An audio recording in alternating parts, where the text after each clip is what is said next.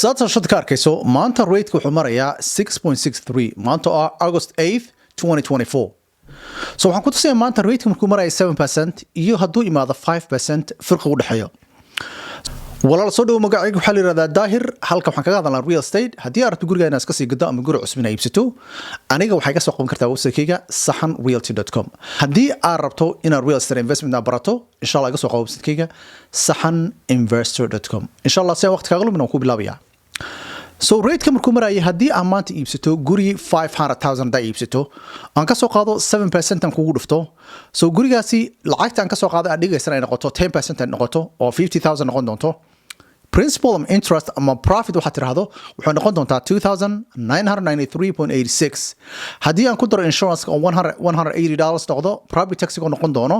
329 lacag waxa lagu saaray maadaama only 10% aad bixisay oo 20% aad bixinin waxay ku saarayaan lacag 460 oo PMI ah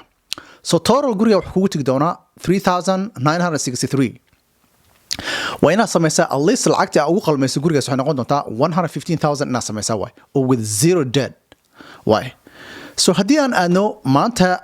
rate-ka meesha ku socdo hoos inuu aado 5% aan ka soo qaado inuu noqon doono waa still ma aha la soco 5% muu gaarin 6.63 maraya maanta haddii aan ka soo qaadno aad asagii gurigii 500,000 ka iibsanayso laakiin 10% aad dhigto 50,000 ah haddana principal iyo interest ama profit daa dhahdo wuxuu noqonayaa 2,415.7 insurance isku mid noqonaya 180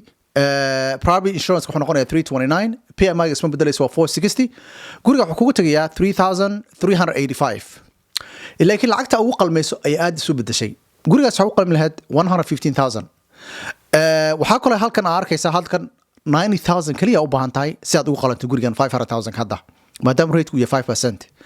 haddii aad dhigto lacag down payment aad badiso even 500,000 ka badan u qalmaysaa